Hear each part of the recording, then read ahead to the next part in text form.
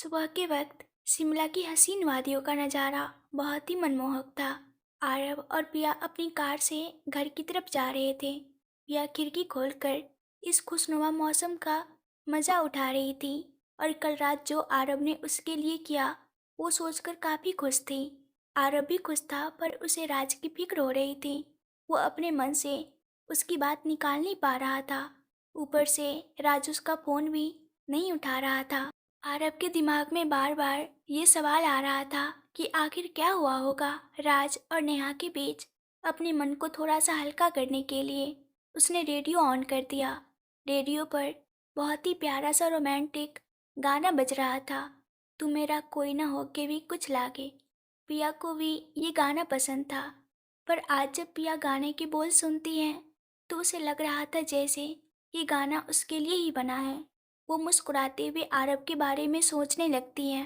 तभी रेडियो के साथ साथ उसे आरव के गाने की आवाज़ सुनाई दी, तो उसने चेहरा घुमाकर आरव की तरफ देखा। आरव भी आगे का गाना रेडियो के साथ सुर मिलाकर गाने लगा था।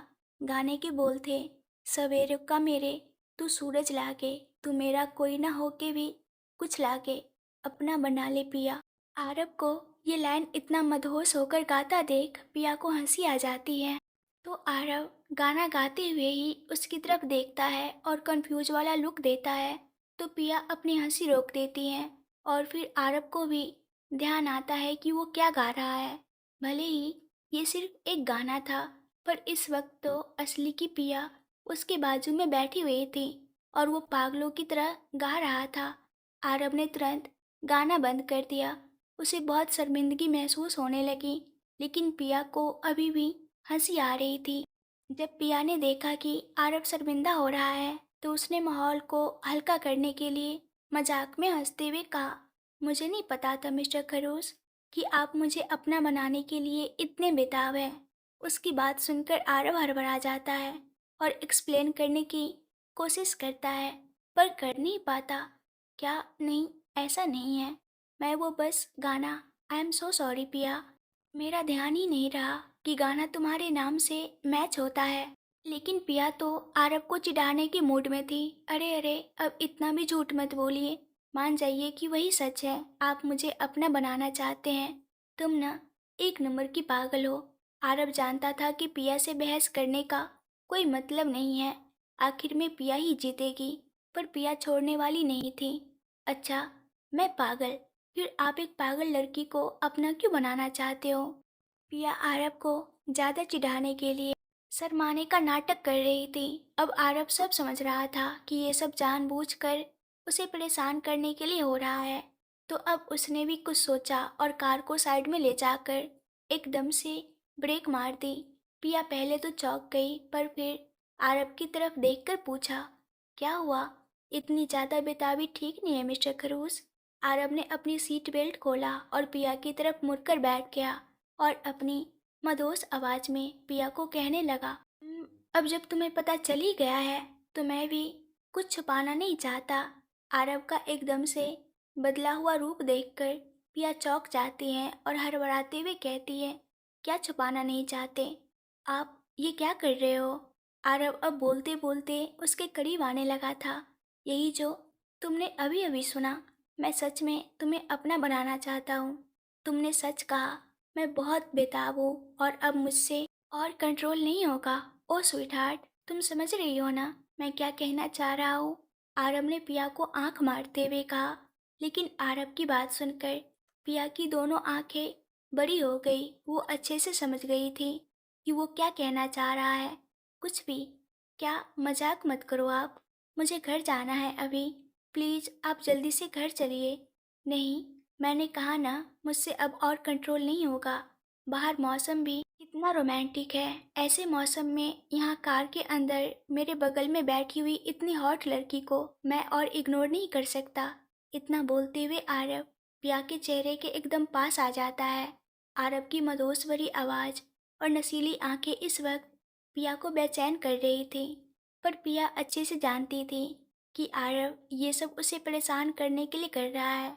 तो वो खुद को संभालती हैं और आरव को धक्का देती हैं। ठीक है, ठीक है, आप जीत गए, अब मजाक खत्म करके चुपचाप गाड़ी चलाइए। मुझे घर जाना है।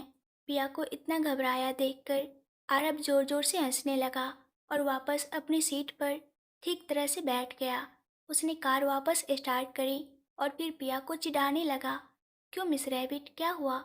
और परेशान नहीं करना चाहोगी आप मुझे?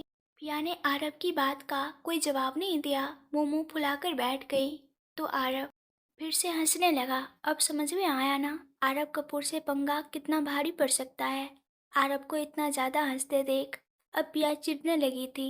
वो टेढ़ी आंखों से आरव को घूरते हुए बड़बड़ाने लगी।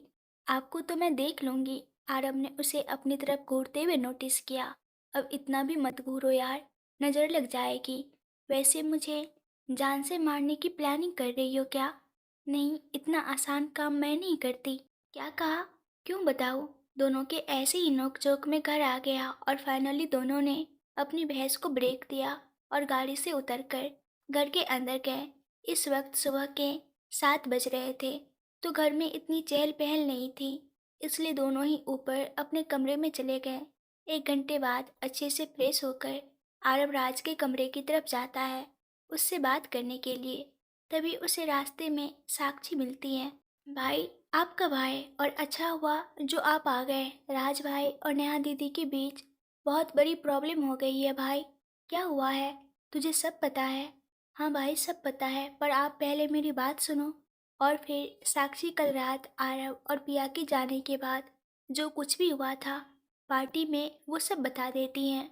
आरव को अंदाजा नहीं था कि बात इतनी ज़्यादा बिगड़ गई होगी, और राज की शादी की बात सुनकर तो वो खुद सदमे में था कि राज ने इतना बड़ा झूठ क्यों बोला। तभी साक्षी आगे कहती है, और भाई कल जब मैंने उनसे पूछा कि उन्होंने शादी के बारे में झूठ क्यों कहा, तो उन्होंने कहा कि कोई झूठ नहीं था, वो सच में अगले महीने किसी लड़की से शादी कर लेंगे।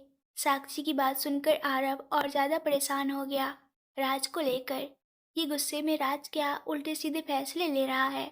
अब बस बहुत हो गया, तू यहीं रुक और फिक्र मत कर। मैं अभी जाकर राज से बात करता हूँ, पर हाँ, अभी इस बारे में तू घर पे किसी से कुछ भी नहीं कहेगी, ठीक है?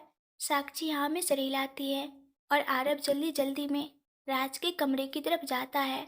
पर जब वो वहाँ पहुँचता है तो उसे वहाँ कोई नहीं मिलता। वो फिर से राज को कॉल करने की कोशिश करता है, पर उसका कॉल नहीं लग रहा था। आरव उसका वार्डरोब खोल कर देखता है, पर वहाँ पर राज का सामान नहीं था। आरव परेशान होकर कमरे से बाहर आ गया। ये राज एकदम से कहाँ चला गया?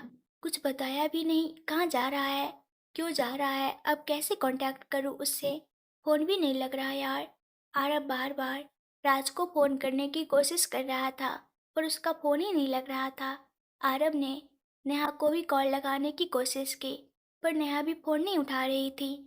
आखिर वो परेशान होकर अपने कमरे में जाता है, तो सामने पिया मिलती है। पिया उसे इतना परेशान देखकर घबरा जाती है और तुरंत उसके लिए पानी लाती है।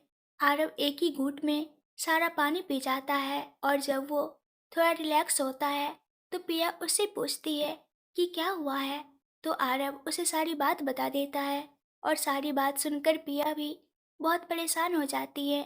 वो भी नेहा को कॉल करने की कोशिश करती है, पर नेहा उसका भी कॉल नहीं उठाती। कुछ सोचकर आरव अपने असिस्टेंट रोनित को कॉल करता है, और वो तुरंत उसका फ़ोन उठा लेता है। हेलो सर, क्या बात है? क्या तुम्हें राज के बारे में कुछ पता है?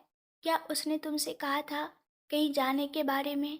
यस सर, कल रात ही राज सर ने मुझे मुंबई जाने की फ्लाइट में उनका टिकट बुक करने के लिए कहा था।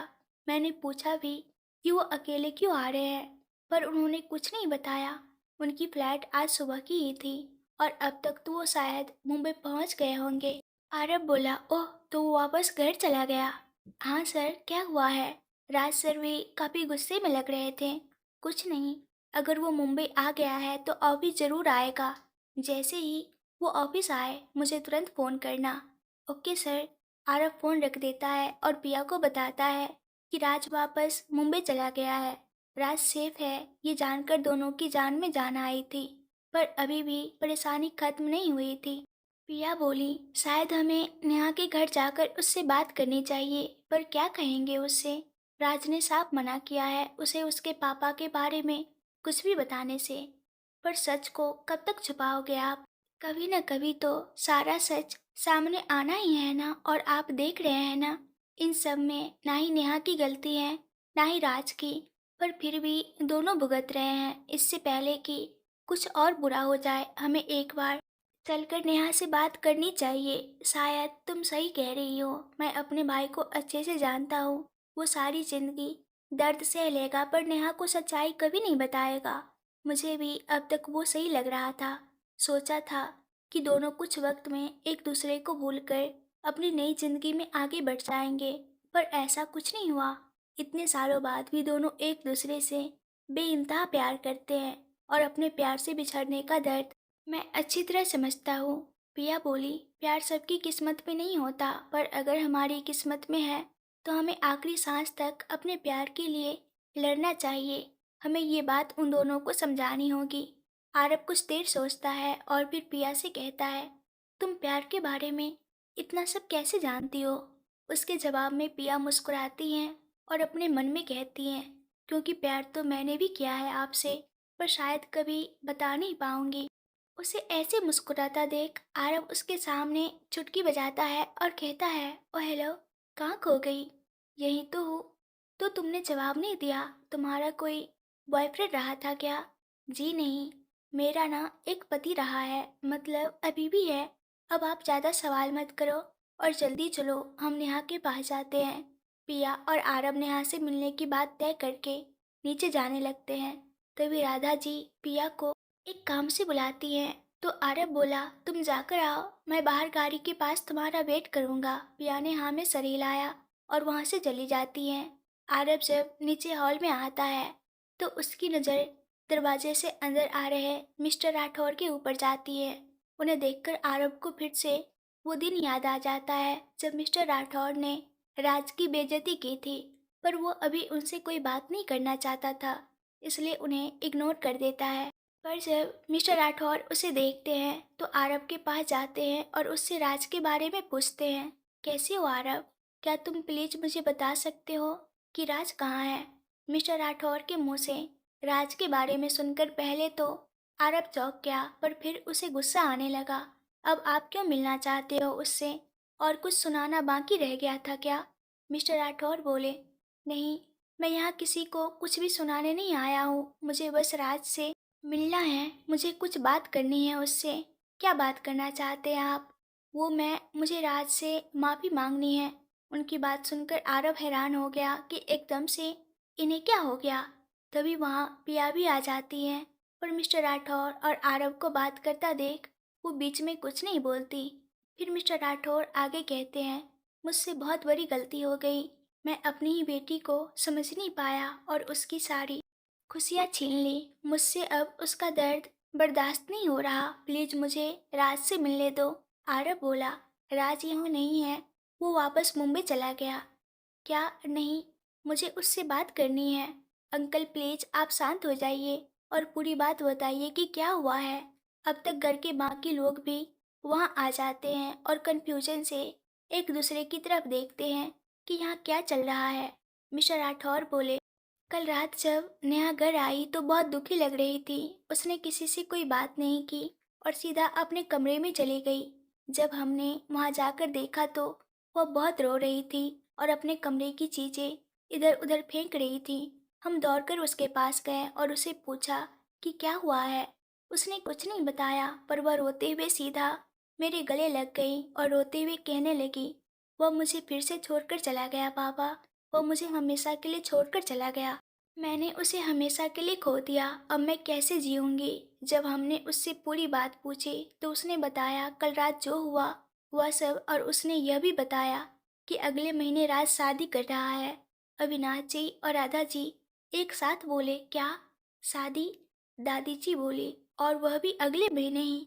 कमाल है, हमसे तो किसी ने कुछ नहीं कहा इस बारे में। अविनाश जी भी बोले, माँ इस बारे में हमें कुछ भी नहीं पता, राज ने हमसे कोई बात नहीं की। तो आरव बोला, क्योंकि उसने कल रात ही यह फैसला लिया है। राधा जी बोली, पर एकदम ऐसे अचानक से क्यों? और यह भाई साहब क्या कह रहे हैं नेहा के बारे में? क्या चल रहा है राज और नेहा के बीच? कोई हमें बताएगा? मिस्टर राठौर सबको शांत करते हैं और पूरी बात बताते हैं। नेहा और राज के प्यार के बारे में, और जो बातें उन्होंने राज से कही थी, जिसकी वजह से वो नेहा को छोड़कर दूर हो गया था, वह भी सब बताया। उनकी पूरी बात सुनकर अविनाश जी और राधा जी को यकीन नहीं हुआ कि राज के साथ इतना सब कुछ हो गया और उनमें से किसी को खबर भी नहीं थी इस सब के बारे में। राधा जी आरव पर गुस्सा करते हुए कहती है, तुझे इस सब के बारे में पता था? आरव हाँ में सिर हिलाता है। तो राधा जी को बहुत गुस्सा आता है, तो फिर तुमने हम में से किसी को कभी क्यों नहीं बताया कुछ इस बारे में? इतनी बड़ी बात छुपाई तुम दोनों ने। आरव बोला, मैं और क्या करता। राज ने मुझे कसम दे रखी थी इस बारे में घर पर किसी को भी ना बताने की। वह नहीं चाहता था कि उसकी वजह से आप लोगों की दोस्ती और रिश्तों में तकरार आए। अविनाश जी, जो अब तक चुप खड़े थे, वह मिस्टर राठौर के पास जाते हैं और उनसे कहते हैं, माफ करना मिस्टर राठौर, पर यह आपने सही नहीं किया हमारे बच्चों के साथ। आपने सोच भी कैसे लिया कि राज का अपना कोई नहीं है इस दुनिया में, या उसका खुद का नाम नहीं है। वह कोई अनाथ नहीं है, वह मेरा बेटा है, राज अविनाश कपूर। और मैंने कभी भी राज और आरव के बीच में फर्क नहीं किया है। राधा जी भी बोली, यह बिल्कुल सही कह रहे हैं भाई साहब। राज हमारा अपना बच्चा है, भले ही खून का रिश्ता ना सही, पर वह दिल से हमारे परिवार से जुड़ा है। पर आपने तो उसे यह सब कहकर एक पल में हमसे पराया कर दिया। फिर राधा जी ने आरव की तरफ देखते हुए पूछा, कहाँ है वो अभी? मुझे उससे बात करनी है। इतनी बड़ी बात कोई अपनी माँ से छुपाता है क्या? अभी यहाँ बुलाओ उसे, अच्छे से कान खींचूंगी। मेरा बच्चा इतनी तकलीफ में था और मुझे अंदाजा तक नहीं। मिस्टर राठौर ने हाथ जोड़ते हुए अविनाश जी और राधा जी से कहा, मैं माफ़ी के लायक तो नहीं, पर प्लीज़ मुझे माफ़ कर दीजिए। मैंने बहुत गलत किया है। अपनी बच्ची की एक बड़े घराने के लड़के से शादी करवाना चाहता था, जिससे वो जिंदगी भर रानी की तरह जिए। पर झूठी खुशियों के स्वार्थ में मैंने अपनी ही बच्ची का दिल तोड़ दिया। उसके प्यार को समझ ही नहीं पाया। पर अब मुझे समझ आ गया है। मैं राज से मिलना चाहता हूँ और अपनी बेटी का हाथ उसके हाथों में देना चाहता हूँ। अविनाश जी बोले, हम समझते हैं कि आपने अपनी बेटी को अच्छी जिंदगी देने के बारे में सोचकर वो फैसला लिया होगा।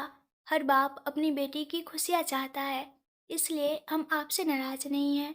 पर आपको ऐसा क्यों लगा कि नेहा हमारे घर आएगी तो उसे खुशियाँ नहीं मिलेगी? क्या आपको हम पर भरोसा नहीं? मिस्टर राठौर बोले, नहीं, ऐसी बात नहीं है। मैं बस बेटी के प्यार में अंधा हो गया था।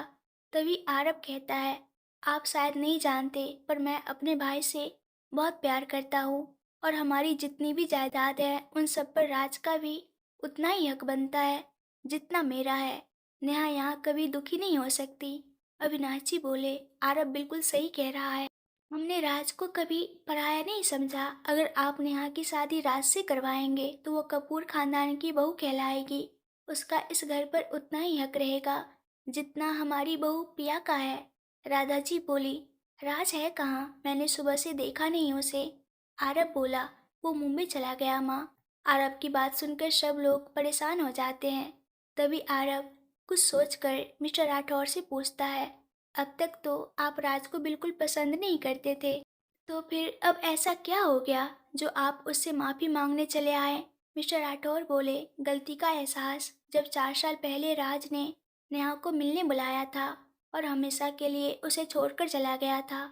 उस दिन फ्लैशबैक 4 साल पहले Mr and Mrs Rathore, Subhash ji और नेताजी हॉल में बैठे हुए थे और अपना अपना काम कर रहे थे। तभी बाहर से नेहा रोते हुए आती है और दौड़ते हुए सीधा अपने कमरे में चली जाती है। नेहा को ऐसी हालत में देखकर दोनों बहुत घबरा जाते हैं और जल्दी से उसके पीछे जाते हैं। जब वो नेहा के कमरे में पहुंचते हैं तो नेहा जमीन पर बैठे बहुत रो रही थी। नेताजी जल्दी से उसके पास जाती हैं और उसे उठाकर बेड पर बिठाती हैं। नेहा रोते हुए उनके गले लग जाती है और वो सब बताती है जो आज राज ने उससे कहा था। जब नेताजी उसकी बात सुनती है तो वो मुड़कर सुभाष जी की तरफ देखती है। उनकी आंखें सुभाष जी को साफ साफ बता रही थी कि ये सब उनकी वजह से हो रहा है, पर सुभाष जी अभी भी दरवाजे पर ही खड़े थे और शांति से नेहा की बात सुन रहे थे। नेहा पागलों की तरह रोए जा रही थी। थोड़ी देर बाद सुभाष जी उसके पास आए और शांति से उसका हाथ पकड़कर उससे कहा, मुझे यकीन नहीं हो रहा कि मेरी बेटी इतनी कमज़ोर है। तुम एक लड़के के लिए अपने इतने कीमती आंसू बहा रही हो, और वो भी उस लड़के के लिए जिसने एक बार भी तुम्हारे बारे में नहीं सोचा। उनकी बात सुनकर नेताजी बीच में बोलती हैं, यह आप क्या कह रहे हो? आप एक मिनट नेता, मैं बात कर रहा हूँ ना अपनी बेटी से। नेताजी चुप हो जाती हैं। तो सुभाष जी आगे कहते हैं, अब यह रोना धोना बंद करो और अपने आप को संभालो। तुम्हारी पढ़ाई की उम्र है, अच्छे से पढ़ाई करो और अपने करियर पर ध्यान दो। अभी बहुत लंबी जिंदगी बची है, ऐसे बहुत से लड़के आएंगे। पर मैं उससे बहुत प्यार करती हूँ पापा, बचपन से प्यार करती हूँ, उसके बिना नहीं रह सकती। नेहा ने रोते हुए कहा। सुभाष जी बोले, पर अगर वो तुमसे प्यार करता तो ऐसे छोड़कर नहीं जाता। तो बेहतर यही है कि तुम उसे भूल जाओ और अपनी आगे की जिंदगी के बारे में सोचो। तुम हमारी इकलौती बेटी हो, अगर खुद के लिए नहीं तो हमारे लिए ही सही। आगे फिर जैसी तुम्हारी मर्जी। इतना कहकर सुभाष जी वहाँ से चले जाते हैं। अपने पापा की बात सुनकर नेहा चुप हो जाती हैं। नेताजी थोड़ी देर नेहा के पास बैठती हैं और जब वह थोड़ा शांत हो जाती हैं तो उसे सुलाकर अपने कमरे में आती हैं। वहाँ सुभाष जी बैठकर एक किताब पढ़ रहे थे। वो उनके पास जाकर चिल्लाते हुए कहती हैं, कैसे पिता है आप? अपनी बेटी का दर्द दिखाई नहीं देता क्या? आज से पहले मैंने कभी भी किसी चीज के लिए नेहा को इतना रोते हुए नहीं देखा। आप बात को समझते क्यों नहीं हो? वह प्यार करती है राज से। सुभाष जी बोले, तो क्या करूं? उसकी शादी एक अनाथ लड़के से करवा दो जिसका कोई वजूद ही नहीं है। बच्ची है वह, अभी दुनियादारी की समझ नहीं है उसे। थोड़े दिन यह प्यार का भूत रहेगा और फिर अपने आप ही समझ जाएगी। नीताजी बोली, प्यार किसी भी उम्र में हो सकता है और राज कोई अनाथ नहीं है, अपना बच्चा है। वह बचपन से हमारी नज़रों के सामने खेलते आया है। आप उसके बारे में ऐसा कैसे सोच सकते हैं? भाई साहब और भाभी उसे अपने बेटे की तरह रखते हैं, कपूर परिवार का हिस्सा है वह। सुभाष जी बोले, किसी के घर में रहने से उस परिवार का हिस्सा नहीं बन जाता कोई। ऊपर से मिस्टर कपूर के खुद के दो बच्चे हैं। एक बार को अगर नेहा आरब के साथ शादी की जिद करती तो मैं खुशी खुशी उसकी शादी करवा देता, पर राज। नेताजी बोली, आप देखकर भी सब कुछ अनदेखा कर रहे हैं, पर जिस दिन अपनी बेटी का दर्द समझ आएगा उस दिन आप बहुत पछताओगे अपने इस फैसले से। सुभाष जी बोले, और वह दिन कभी नहीं आएगा। नेहा थोड़े दिन ऐसे ही गुमसुम रही, अपने कमरे में ही रहती थी सारा वक्त, यहाँ तक कि खाना भी ठीक से नहीं खाती थी। और फिर एक महीने बाद उसने आगे की पढ़ाई के लिए लंदन जाने की बात की और हम मान गए। फ्लैशबैक खत्म। इतना सब बताते हुए सुभाष जी की आंखों में पानी आ गया था। उन्होंने हाथ जोड़ते हुए कहा, नीता ने बिल्कुल सही कहा था। उस वक्त मैं बहुत गलत था और मेरी गलती की सज़ा आज मेरी बेटी भुगत रही है। जब उसने हमसे आगे की पढ़ाई के लिए विदेश जाने की बात की तो मुझे खुशी हुई कि वह अपने करियर के बारे में सोच रही है। मुझे लगा कि वह यहाँ से दूर जाएगी तो यह सब भूल जाएगी और अपनी ज़िंदगी में आगे बढ़ेगी। पर मैं गलत था। कल जब मैंने उसे कमरे में रोते हुए देखा तो मुझे वो दिन याद आ गया जब मैंने पहली बार उसे राज के लिए रोते हुए देखा था। आज पूरे 4 साल बाद भी उसकी आंखों में वही दर्द है। इतने वक्त बाद भी वो राज को भुला नहीं पाई है। आरब बोला, राज भी नेहा से दूर रहकर इतना ही तड़पता है, बल्कि इससे भी ज़्यादा। आपने उसे नेहा से दूर तो कर दिया था, पर उसके दिल से नेहा को कभी निकाल नहीं पाए। बाहर से देखने पर वह काफ़ी नॉर्मल लगता है, पर अंदर से कितना दर्द में जीता है वो मैं ही जानता हूँ। मिस्टर राठौर बोले, यह सब मेरी गलती है। मेरी वजह से दोनों की यह हालत है और राज नेहा से दूर है। किस गलती की बात कर रहे हो आप? सबकी नज़र उस आवाज़ की तरफ जाती है और दरवाजे के पास खड़े उस शख्स को देखकर सबके होश उड़ जाते हैं। किस गलती की बात कर रहे हो आप पापा? यहाँ क्या बात हो रही है? दरवाजे पर और कोई नहीं बल्कि नेहा खड़ी थी, जिसने सुभाष जी की बोली हुई बात सुन ली थी। दरवाजे के पास नेहा को देखकर सबके होश उड़ जाते हैं और सब घबरा जाते हैं, पर नेहा घर के अंदर आते हुए फिर से वह बात दोहराती है। क्या हुआ है पापा? आपने ऐसा क्यों कहा कि आपकी वजह से राज मुझसे दूर है? पर अविनाश जी ने बात को संभालने के लिए बीच में बोलते हुए कहा, अरे नेहा बेटा, कुछ नहीं हुआ है। हम सब बस ऐसे ही बात कर रहे थे। तुम दोनों के बारे में। आरब भी नेहा को समझाते हुए कहता है, हाँ नेहा, कुछ नहीं हुआ है, हम सब बस। पर सुभाष जी आरब को बीच में ही रोकते हुए कहते हैं, नहीं आरब, अब सच को और मत छुपाओ। मेरी वजह से मेरी बेटी की खुशियाँ दूर हुई है। मैं उसका गुनहगार हूँ, इसलिए मैं ही उसे सारा सच बताऊंगा। अब मैं नेहा से कुछ भी नहीं छुपाना चाहता। नेहा को कुछ समझ नहीं आता कि उसके पापा किस बारे में बात कर रहे हैं। या आप क्या कह रहे हो? गुनहगार, खुशियाँ? मैं तुम्हें सारी बातें बताता हूँ। और फिर सुभाष जी शुरुआत से लेकर अंत तक नेहा को सब कुछ बता देते हैं जो वह नहीं जानती थी। उन्होंने वह सब बताया, किस तरह से उन्होंने राज की इंसल्ट की और उसे नेहा की जिंदगी से चले जाने के लिए कह दिया, और उन्हीं की वजह से राज उसे छोड़कर चला गया। सुभाष जी की पूरी बात सुनकर नेहा के पैरों तले जमीन खिसक जाती है। वह हैरान होकर वहीं पर बैठ जाती है। पिया तुरंत उसके पास जाती है और उसे संभालती है। सुभाष जी आगे कहते हैं, वह मुझे तुम्हारी नज़रों में गिराना नहीं चाहता था, इसलिए सारा दोष उसने अपने सर ले लिया और इस बारे में तुम्हें कभी कुछ नहीं बताया। यहाँ तक कि इस घर में भी किसी को इस बारे में कुछ भी पता नहीं था। हाँ बेटा, हमें भी इस सब के बारे में बस अभी अभी पता चला है, राधा जी ने कहा। इतना बड़ा सच सुनकर नेहा खुद को संभाल नहीं पा रही थी। वह रोने लगी थी। पिया जैसे तैसे उसे संभाल रही थी। सुभाष जी से नेहा की यह हालत देखी नहीं जा रही थी। वह उसके पास गए और उससे बात करने की कोशिश की, पर जैसे ही उन्होंने नेहा के सर पर हाथ रखा, नेहा उनसे तुरंत दूर हो गई। आप दूर रहिए मुझसे। आप जानते थे सब। आप जानते थे कि मैं उससे कितना प्यार करती हूँ, फिर भी आपने मेरे साथ ऐसा किया। उस दिन भी मैंने रो रो कर आपसे कहा था कि मैं उसके बिना नहीं रह सकती, लेकिन फिर भी आपने ऐसा क्यों किया? पापा, आपको ऐसा क्यों लगता है कि वह मुझे खुश नहीं रख सकता? आप नहीं जानते कि वह मुझसे कितना प्यार करता था। सुभाष जी बोले, मैं जानता हूँ बेटा, वह तुमसे बहुत प्यार करता है। मैं उससे बात करूँगा, मैं उसे समझाऊँगा तुम्हें। लेकिन नेहा बीच में ही चिल्लाते हुए कहा, क्या समझाएंगे आप उसे? यही कि आपने जो कहा उससे वह सब गलती से कह दिया। अब वह सब कुछ भूल जाए और फिर मेरा हाथ थाम ले। आपने उससे इतना सब कुछ बोलने से पहले एक बार भी नहीं सोचा और बस कह दिया कि मुझसे दूर चला जाए, और वह पागल आपकी बात मानकर मुझे हमेशा हमेशा के लिए छोड़कर चला भी गया।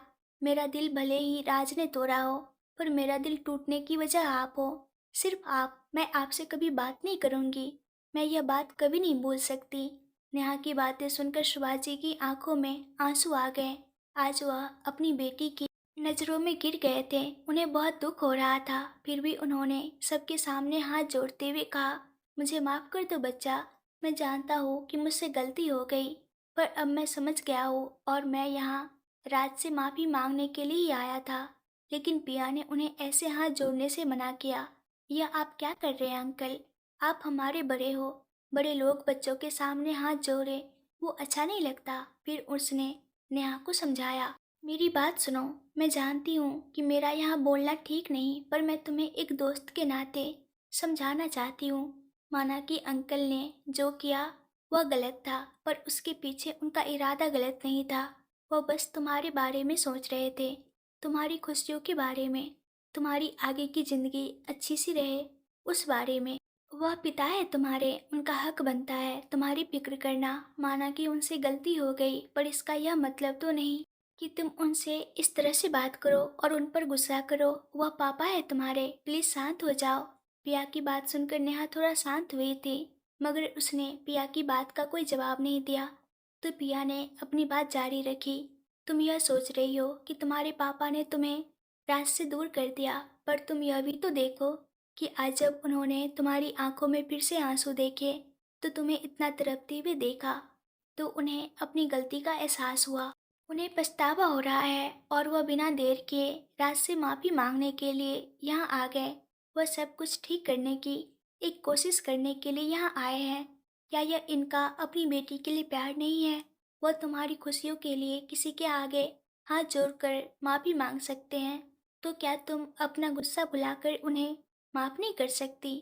थोड़ी देर चुप रहने के बाद नेहा ने अपने आंसू पोंछते हुए सुभाष जी की तरफ देखते हुए कहा, महलों में पैसा मिल सकता है पापा, पर प्यार नहीं। वह सिर्फ किस्मत वालों को ही मिलता है। माना कि पैसों से हम सब कुछ खरीद सकते हैं, मगर प्यार और सुकून जैसी चीज़ बिकाऊ नहीं है, जो मुझे राज के साथ मिलता था। फिर उसने पिया की तरफ देखते हुए कहा, तुम्हें पता है पिया, मेरे पापा मेरे लिए हीरो हैं। मैं सबसे ज़्यादा सिर्फ उन पर ही भरोसा करती हूँ। आज जब पता चला कि मेरे नंबर वन हीरो ने ही मेरे साथ, तू ही बता मैं इन्हें कैसे माफ़ कर दूँ। पिया ने एक गहरी सांस ली और फिर नेहा की आंखों में आंखें डालते हुए उसे शांति से कहा, क्या तुमसे आज तक कभी कोई गलती नहीं हुई? तुमने भी तो बचपन से लेकर आज तक बहुत सी गलतियाँ की होगी ना। पर तुम्हारे पापा मम्मी ने उन सब गलतियों के लिए तुम्हें माफ़ कर दिया, क्यों? क्योंकि वो तुमसे बहुत प्यार करते हैं। हमारे माँ बाप हमारी सारी गलतियों को माफ़ कर सकते हैं, तो क्या हम उनकी एक गलती के लिए उन्हें माफ़ नहीं कर सकते? तुम भी तो अपने पापा से बहुत प्यार करती हो ना, तो क्या तुम उन्हें माफ़ नहीं कर सकती? पिया की बात सुनकर सुभाष जी की आंखों में आंसू आ गए। पिया की समझदारी भरी इतनी बातें सुनकर आज अविनाश जी और राधा जी के साथ साथ दादी जी को भी बहुत गर्व हो रहा था अपनी बहू पर। नेहा भी पिया की बोली हुई बातों के बारे में सोच रही थी। पिया ने सुभाष जी को इशारा किया तो वह नेहा के पास आए और उसे फिर से सॉरी कहा, मगर इस बार नेहा रोते हुए उनके गले लग गई। आई एम सॉरी पापा, पर मैं राज के बिना नहीं रह सकती। प्लीज़ मुझे उससे अलग मत करो, मैं उससे बहुत प्यार करती हूँ। नहीं मेरी गुड़िया, अब कोई तुम्हें राज से अलग नहीं करेगा, मैं खुद उससे बात करूँगा। तुम दोनों की शादी के लिए प्रॉमिस। वहाँ खड़े बाकी लोगों के चेहरे पर भी मुस्कान आ गई थी। आरब को भी आज बहुत खुशी हो रही थी कि अब राज की खोई हुई सारी खुशियाँ उसे वापस मिल जाएगी। पिया भी बहुत खुश थी। आरब ने पिया की तरफ देखा और इशारों में ही उसे थैंक यू कहा। बदले में पिया भी मुस्कुराने लगी। साक्षी बोली, मुझे पता है कि मुझे अभी बीच में नहीं बोलना चाहिए, पर बात जरूरी है। राजभाई तो किसी और से शादी कर रहे हैं ना, अगले महीने। साक्षी की बात सुनकर सब फिर से परेशान हो गए और नेहा ने आरब के पास आकर पूछा, उसने मुझे तो कुछ नहीं बताया, पर तुम्हें तो सब पता होगा ना, वो किससे शादी कर रहा है? सॉरी नेहा, पर मैं नहीं जानता। उसने मुझे इस बारे में कुछ नहीं बताया है, बल्कि आज से पहले तक उसने कभी दूसरी शादी के बारे में सोचा तक नहीं। दादाजी बोली, यह उसे क्या सोची है अचानक से शादी करने की, और वह भी अगले महीने। दादी जी बोली, और नहीं तो क्या, इतनी जल्दी शादी थोड़ी होती है, पता नहीं कौन लड़की है और कैसी है। अरे एक बार हमें लड़की से मिला तो देता, फिर हम बात करते ना। दादी, नेहा ने जोर से कहा तो दादी ने भी उसे चिढ़ाते हुए कहा, क्या दादी?